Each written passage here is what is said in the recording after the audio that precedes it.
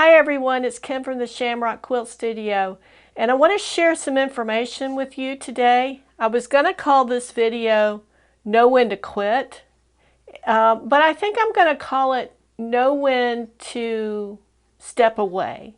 So, and this involves not in general, but in a specific project. So join me right after this and I'll give you some details.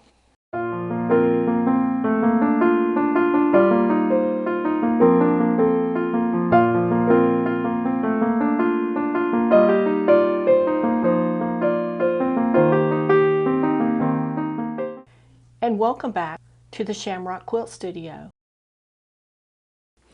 Hi and welcome back. Now I'm just doing some housekeeping here in the studio, and I've been working on this project off and on pretty much all year, and I just don't seem to be making any progress with it. I mean, we work on it a little bit, we make a few pieces, we make some decisions, but it's slow going. And I think part of the problem is it's one of those projects that requires a lot of decisions and a lot of work in prep, and it takes so long to see any results of what you're doing that it's easy to get discouraged with it.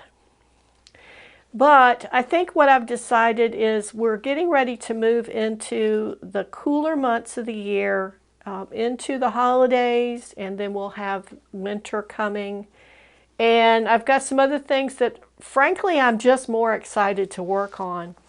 So I think with this Design Your Own Quilt, this is the one with the big sunflower on it. I think I'm just going to put it away for a while and come back to it when it's really something that I feel emotional about and can keep moving on with it. If you're just following a pattern for a design, it's easy to keep putting that one foot in front of the other. But when you're working on something that you're having to make the creative decisions on constantly, it's a little harder to just go through the motions until you get it finished.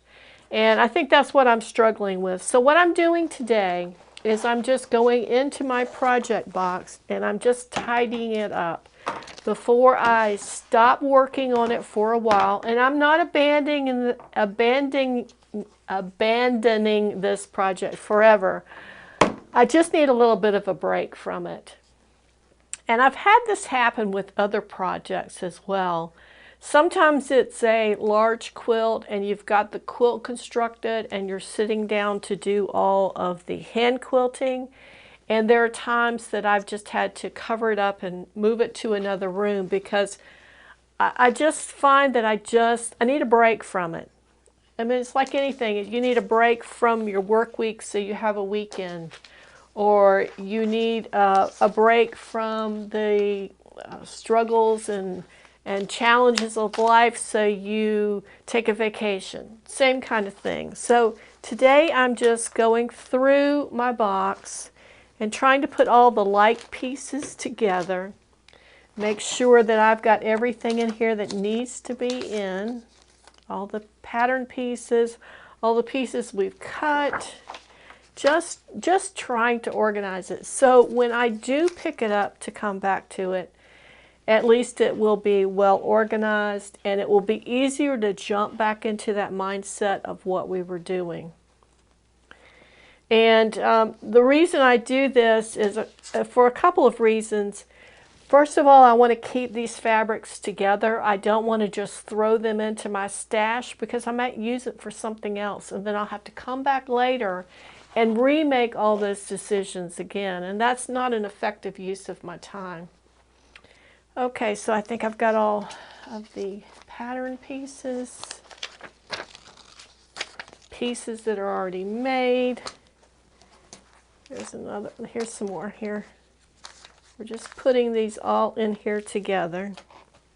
And this might be something that in the dead of winter, I need something fresh as a break from what I'm working on at that time. and I can pull it out and start working on it. At least this way, because the project box is organized, it'll be easy to do. So we've got all this fabric in here. We're just neatly putting it together. I really like that. That's going to be the binding on this. And so that's where we are with this. Yeah, it's hard to explain sometimes when you enjoy things, but sometimes you get to where you don't enjoy it at all. And sometimes it's just because you've decided it's not a great project. And that's kind of what I was thinking about this one for a while, was maybe I shouldn't have tackled this. But I think it's just that it requires too much brain power and creativeness, and I've got too much right now to really do that with this. So we're just going to put this all away neatly, of course, and then there's a couple more pattern pieces, and then I'm going to put the instructions, the idea sheet that I had, right on top. And then I have this piece of heat-proof mylar. I'm going to put it on top of that, so if I need another piece, at least I can see it through the box. And then the whole thing is labeled, and it will go in my closet. And then more than likely, come March of next year, April maybe, when it's beginning to get warmer out and you're seeing signs of spring and you know summer's coming, that'll be the time that I will pick this back up and start working on it again.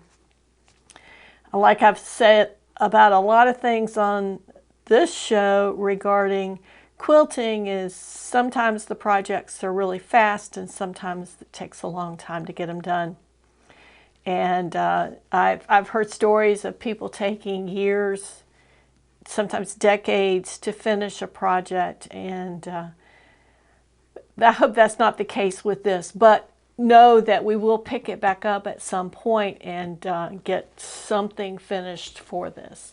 It's just not today.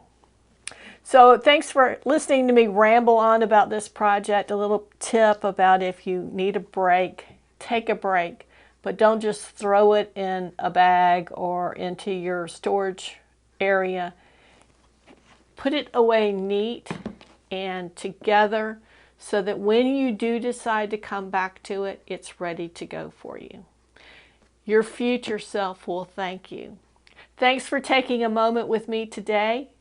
If you like this video, give us a thumbs up. Be sure to subscribe, share us with a friend, and we'll see you next week at the Shamrock Quilt Studio.